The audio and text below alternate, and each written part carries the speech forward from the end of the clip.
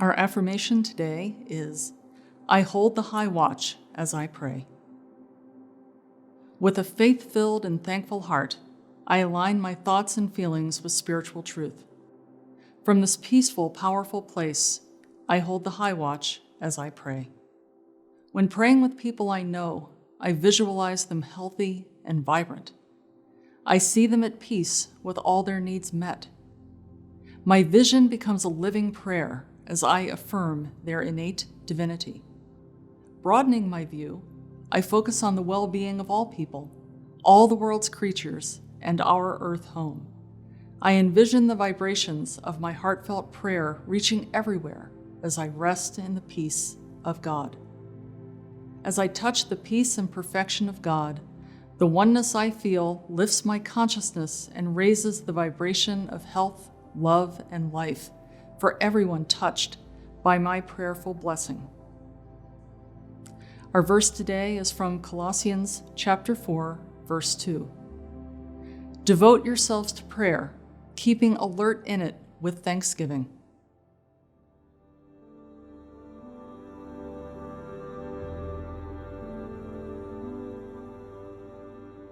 Holding the high watch is about seeing God in all and everything, in every circumstance and situation. And it's definitely not easy, but it is when you understand who we are as spiritual beings. Thinking, praying, and being the truths I know about God, about our connection, and about our oneness. I get to take part in lifting the prayer consciousness, not just of our ministry or our work, but of the entire world. I get to join in this process, and that is exciting to me. To fulfill the divine plan for our planet. Being the prayer that I am thinking about. When I'm holding sacred space for other individuals, no matter what's going on in our world, no matter what challenges, chaos, or upset there is, that I am able to be in that space where God's love permeates everything. We know that the high watch is connecting with the divine presence that is within us. Welcome everyone to 2022 World Day of Prayer, where this year's theme is Holding the High Watch. I'm really happy to be joined here with my friend and colleague, Reverend Paul John Roach. Paul's a Unity minister who wrote the new book, Unity in World Religions. This theme of holding the high watch is prevalent in Unity. Most people are familiar with it. The images and messages about it have been around for the whole history of Unity. But what we also know is that this theme of holding the high watch appears in really all faith traditions, and it must be something that's really common to the human experience. Reverend Paul John, why don't you start by just talking about what you recognize as a universal theme of holding the high watch? I think you're absolutely right, Linda, and it's great to be with you today and with everybody else who's tuning in at this time. So glad to be here. I think there's something about the human nature, human condition, that we love to go up on high places, and we're attracted to the mountains. And the reason for that is it's really refreshing up there, but it's also gives us that perspective. We can look down symbolically on our problems, right? We get a greater perspective of what's happening in our world. We're not so involved in all the details. So I think coming up into the mountains is symbolically as well as physically. It means rising from the everyday and remembering who we are, that we are spiritual beings, having a human experience, not the other way around. It's so often in the lowlands, if you like, of our lives, we're involved in the details of life. And so sometimes it's good to go high. I love Habakkuk, the book of Habakkuk in the Old Testament, because he didn't climb a mountain, he climbed a tower, a watchtower, and he took his place there, symbolically to see from a distance. And of course, in the Old Testament, they built these towers so the people could watch their crops and from danger of wild animals and other things. And it's the idea that I'm going up high so I can see better. Jesus himself said to his disciples, to watch and pray, right? And it's the same idea. Be attentive, pay attention to what's going on, because when you do that, you get a greater understanding, greater wisdom comes to you from that ability to be attentive. And going up the mountain symbolizes that, an elevated awareness, an attention to things. Yes, you know what comes to mind first when you talk about the Old Testament or the Hebrew scriptures? I think about Mount Sinai. I mean, a very, very Absolutely. common understanding. And you know what's happening in that experience when Moses goes up the mountaintop, right? It's pure inspiration. He's receiving, as we might say today, the download, right? A Yeah, download of absolutely. knowledge and information that happens up in the clear air, so to speak, right? Absolutely, and Yeah. that's a prime example. But there are many other examples in the Old Testament of prophets going up to the high places and receiving. And there's a downside here, right? When the ego takes over, then the high places become a little toxic. So you were thinking about the Tower of Babel, for instance, where the human being tried to build a tower to the heavens, and we can't do this work by our ego or our human will alone, right? It's through our receptivity, our openness. And I love that about our affirmation, with an open heart here. When we go to the mountain, when we go to that elevated experience, we do it with an innocence and an openness, not because we're trying to get anything from it or claim our good in the selfish sense. We're claiming our good, and everybody else is good at the same time. And that's key to this, right? If Jesus said it, if I be lifted up, all are lifted up. We're all in this together. So I think this is an important aspect here. Wow, I really like that. And I like thinking about the mountain experiences, so many of them that you know better than me throughout not just the Hebrew scriptures and even the Christian scriptures, but in other traditions as well, where there's they talk about like as if they're points of inspiration and points of revelation. I mean, that's really, an important kind of idea. Are there other faith traditions that come to mind when you think about some of their images for holding the high Absolutely. watch? But before we go on to those other religions, it struck a chord for me when you mentioned that about Revelation.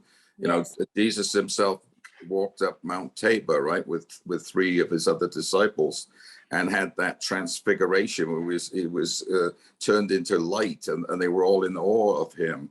Well, what they saw was his real sense of self, his reality, which was light and love, and it emanated powerfully from that mountain. And I think that's a wonderful experience there, when we can have that, when we can see that everything is light. And yes, in other religions, this is very important as well. This mountaintop experience that we talk about, the Himalayas of the soul.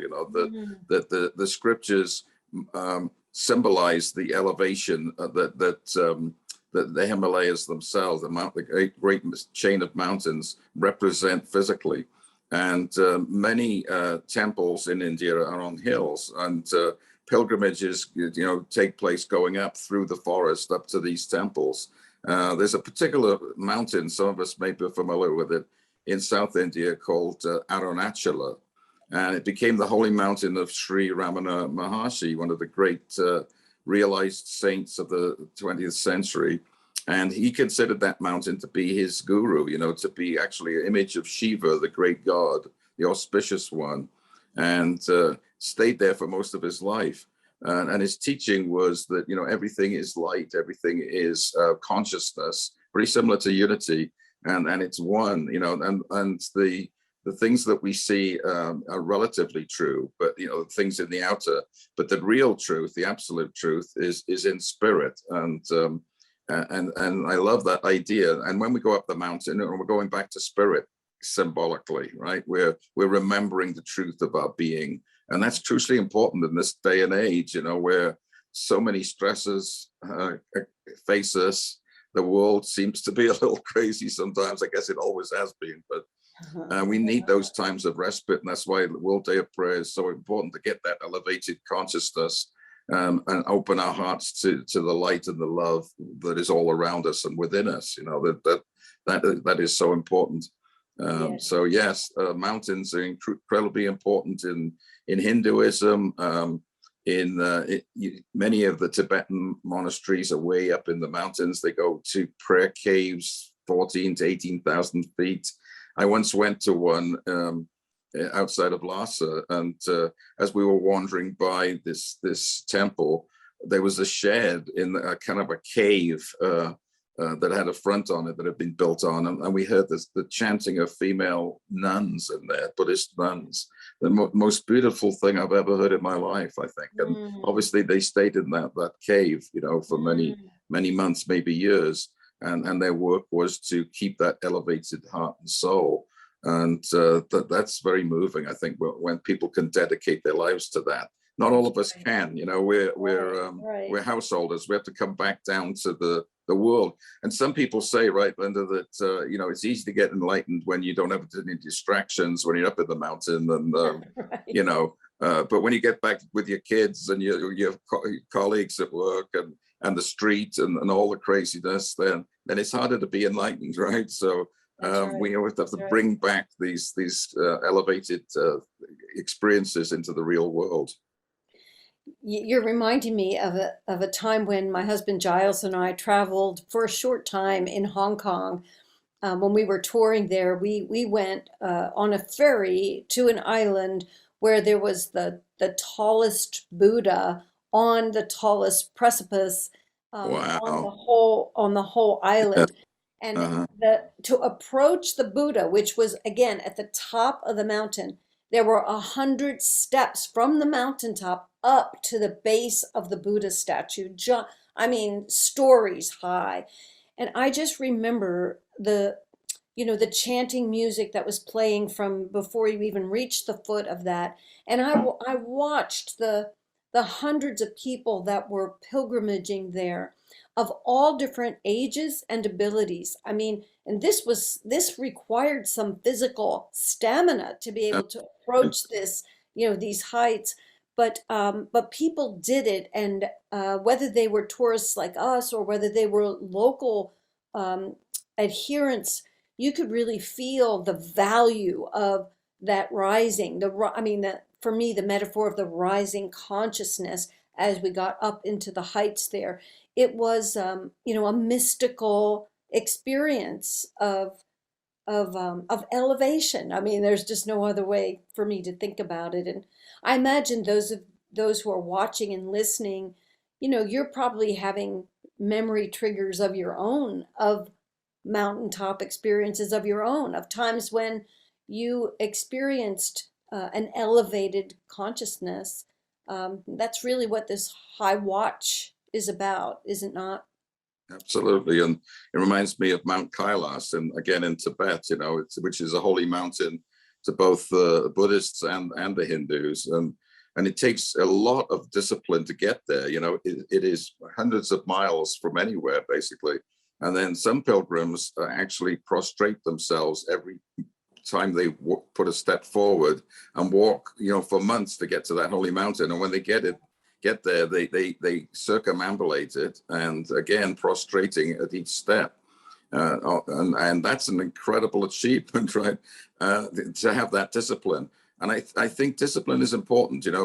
Yes, we are spirit. We are one with the one right now, but we don't always remember that, and it takes a lot of discipline and hard work sometimes to do that. And I think often we forget that. We think, oh, well, I could just claim my good right now. But that's kind of what the Christians call cheap grace, right? It's not as easy as that. Sometimes it is. Sometimes it flows beautifully. But there's times when we have to put in the work and the dedication. I've been doing this for, I don't know, 40, 50 years now. And I've had moments of enlightenment, I would say. But I know that there's work to be done every single day, and my practice is constant. So it's a joy to do, though, because you know that you're moving in the direction of wholeness and love and possibility. And when you do that, you're guided. The grace showers you. Well, that practice is reinforcing, and so for me, like you, I like to think of it this way, that if I do the daily disciplines, if I have my life ordered in such a way that the practice is part of it, then I'm much more likely to have moments of pure awareness in the middle of Absolutely. everyday activities, That because is my so true. consciousness is prepared for that. Yeah, I'm available for that enlightenment. And as I like to say, enlightenment is not permanent. Enlightenment is moment by moment. Well, I have a absolutely. perfectly enlightened thought at one moment, and then I'm down, in the Yeah, valley in another moment, but the practice is what I think bears fruit over time, that I have a knowledge, an experiential knowledge of that wholeness, of that state of enlightenment, and I'm much more likely to then actualize that in a moment when I need it, right? beautifully put, Linda. Beautifully put. Because enlightenment is not a state; it's an awareness, right? We can have that awareness at any moment. We can also lose that awareness at any moment. What's Yeah. special about certain saints is that they've had these breakthrough moments and stayed in them. Ramana Maharshi, I think, is an example of that. We know many other saints who have been there and then realized it and were able to embody it completely. And that's why we're Yeah, attracted to these people. I think that's Jesus right. was one, the Buddha was one, but I think there's modern day examples. I remember back in the Yes. 60s, it always used to be, if I work hard enough, one day I'll become, quote, enlightened, whatever that Right. means. Well, you don't become enlightened, because it's a moving target. You can't become this thing, because it's not a state of being. It's an awareness of being. It's immersion in beingness itself, if you like, Yes. and Yes. Yes. Yes. that's hard to grasp. It's a more mystical concept, and yet it's eminently practical, because once you're in that flow, everything in your life becomes easier. Even the difficult things you can navigate through. And I found that in my own life. It doesn't mean that problems all go away, but I have this resource, this ability to effectively maneuver and be helpfully able to do the work that is mine to do. And the old phrase we used to use in Unity, I don't know if we still use it, is pre-prayed, right? Oh, Which yeah, speaks to yeah, what yeah. you're talking about. Yeah, yeah, yeah. When you're doing Yeah, the work, yeah. then good things flow to you because you are literally pre-prayed. You're reminding me of my grandfather guru, Bapuji. His name was Swami Kripalu, and I was really fortunate at a young age in my early 20s to have his darshan on a regular basis when I lived at an American ashram. This man had been in a state of silence for 25 Mm, years before he came to the US, to the ashram where I was living, and he would teach us, and he would break silence on Sundays, where he would sing beautiful songs that he wrote, love songs, divine, longing for God songs, and then he would teach us, from that platform. And I never had been in someone's presence that reminded me of sort of my imagination of what Jesus's mm, presence must have been like. mhm, And this was a man who literally was in a cave in silence for 25 years of spiritual discipline. And he continued to practice that, while he lived at the ashram. And so I guess why I'm thinking about him is that I saw I saw the work involved in holding to that kind of mhm. life, to being able to be Absolutely. so available for truth and to so available for wisdom, right? So able to be able to live your life in that state. But I also think about him in terms of what you sort of hinted at it just a little earlier when you talked about people living in caves. They're not necessarily up on the mountaintop, but they're tucked away. They're a state of going. You spoke to this when we were preparing for this conversation, that going deep is also going high, right? That Absolutely. going inward is the same thing as elevated mind. And so that sort of cave, that tuck away, retreat sort of from the world experience is another avenue for going high in consciousness. Yeah, and Would we you can say? get lost. Yes, absolutely, Linda. We can get lost in analogies, right? Analogies or symbols are good to the degree that they're helpful to us, but they don't explain everything because as we like to say in Unity, there is no time or space to spirit, right? So there is no dimensionality. So high and low do not exist, in spirit as such. But so when you go high, you also go deep, and because everything's connected, as the pagans say, as above, so below, it's all one.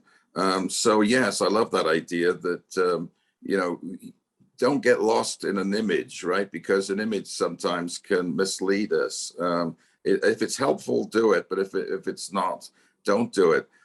The silent sages, it's not about just whether they speak or not, right? They hold the silence of the universe in their being, and that silence can speak to us, and that's why we like to go and be around these people. But I would suggest that everything is giving out this message from the silence, right? I know it is here. I'm actually in Taos right now, and the mountains are just filled with this presence, this silent witness. And these things can give us inspiration. It comes back to the word I used earlier, attention. When we're attentive, right, we pick up things. We can learn from everything, even the things that annoy us. If we're really paying attention and stay silent and understand what's really going on here, then those things that tick us off can be our greatest aids too. So it's not about always going to a beautiful place, up in the mountains.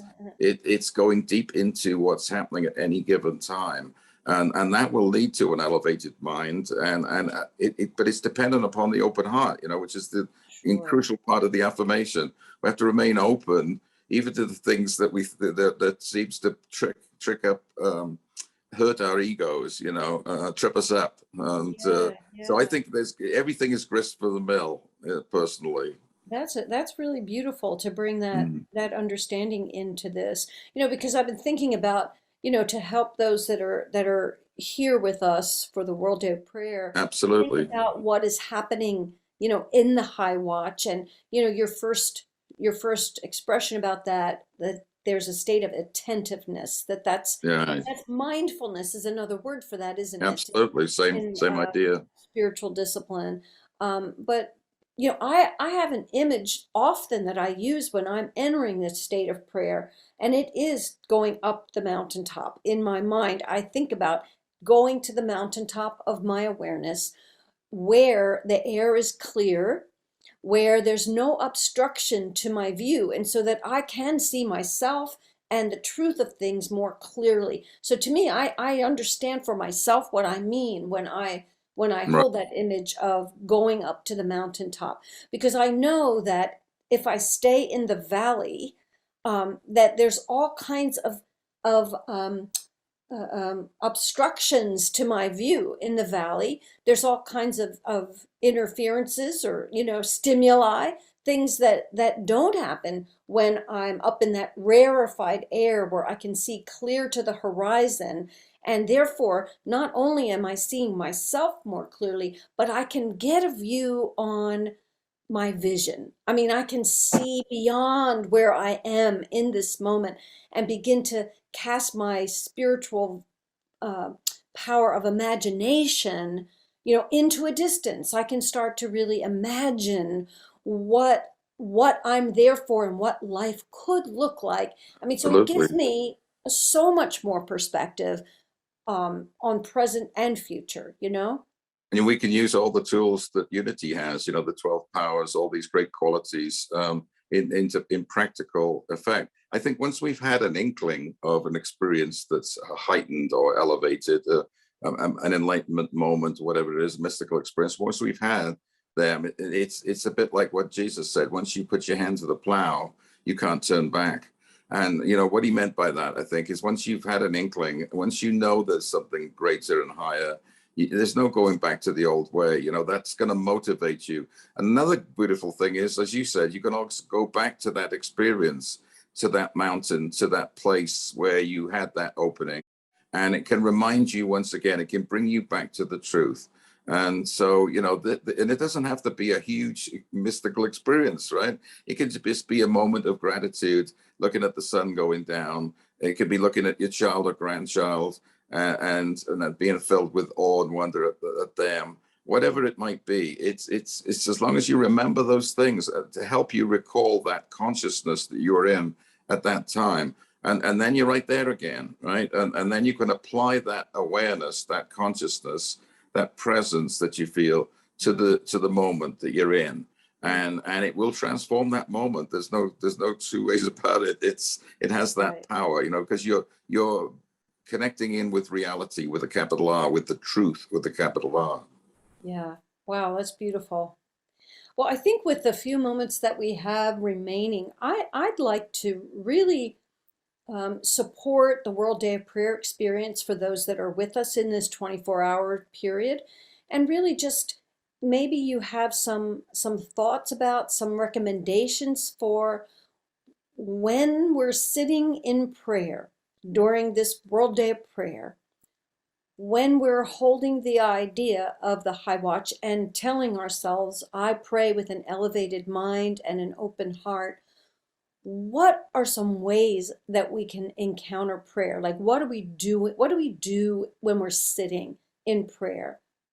Well, my advice is simply to be present to what is. So if you're in meditation and thoughts come, then just notice them. They're coming, they're arising, but let them be like clouds in the sky. They arise and they pass and they're gone. The minute we hold on to them, then they become a problem.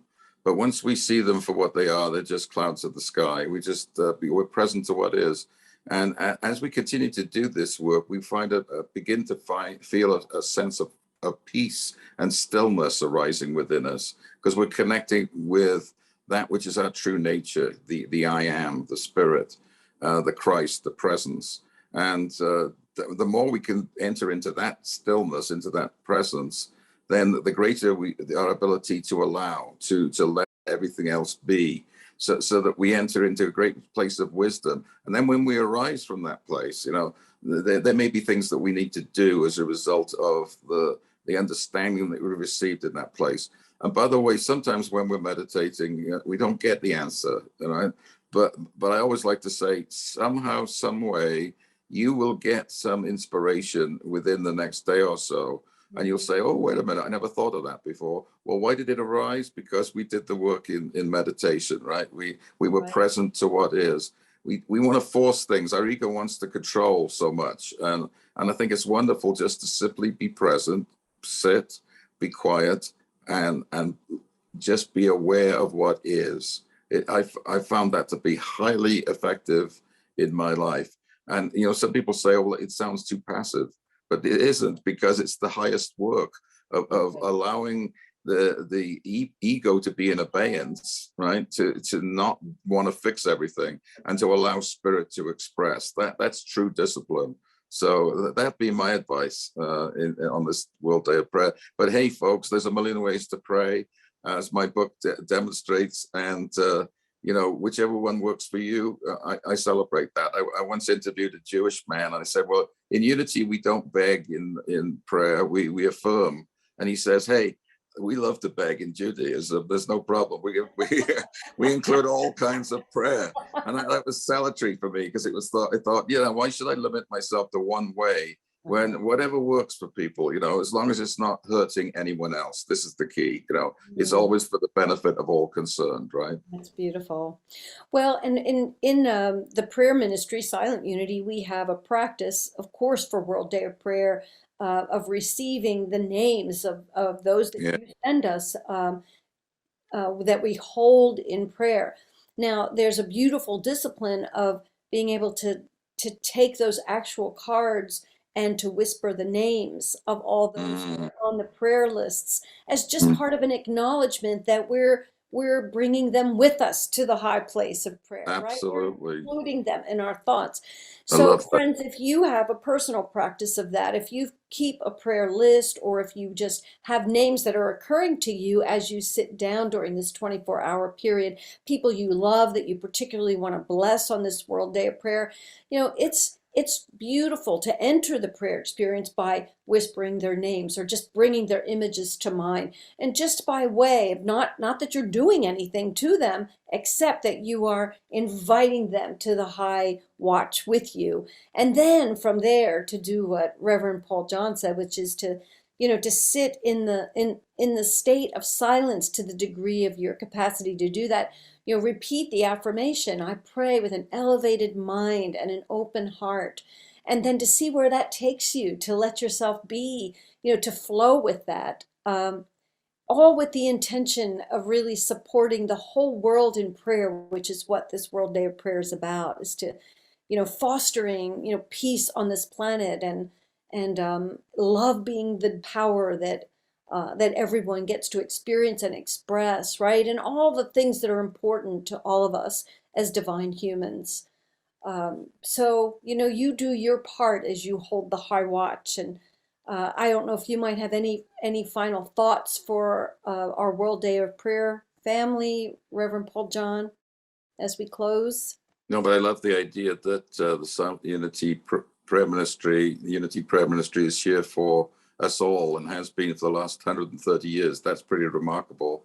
And the light, of course, that shines continually, the light that shines for us, is there on a high point, right, on a tower there at Unity Village, and that's a lovely symbology as well. And we're lifting up the prayers in a high place there in that prayer chapel. It sure is. So I would say, we're all doing important work. Every single one of us. Never think that you of no account. It doesn't matter if you're a saint or a sinner or whatever level we're at. We're doing the important work that God wants us to do at the level we're at. Because in truth, there are no levels to this, right? At the minute we open to spirit, we get the whole thing. So, I would encourage everyone listening today to know that what you're doing is important. You are a beloved child of God. You are one with the one, and you are loved, and you're certainly loved by us at Unity, but you're deeply loved by the universe. It's a benevolent universe that gives you love and light every moment of every day, and that's a beautiful thing. I hope we're all taking that in. This silent unity experience, the prayer ministry here, there really is, a beautiful truth that we adhere to, and that is that thoughts are things. This is what Charles and Myrtle Fillmore, the co-founders of Unity, taught.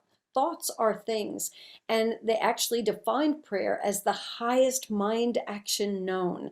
Yes. So this is again another image of high, coming up high, the highest mind Keep action. showing up.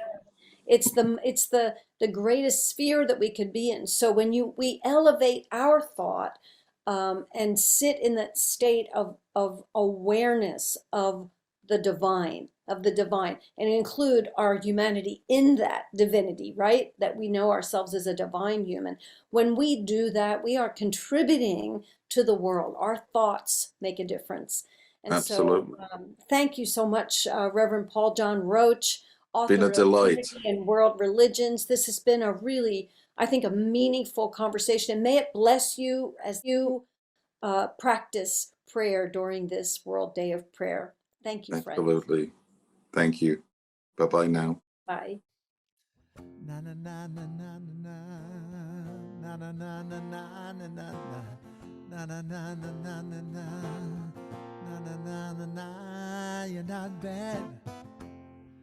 You're not selfish. You're not ugly. You're not broken, damaged, or dysfunctional.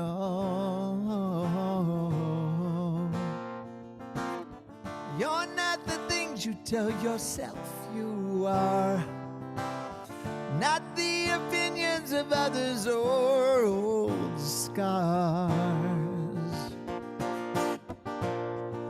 because you are the light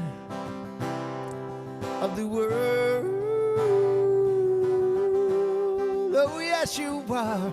You are the light of the world.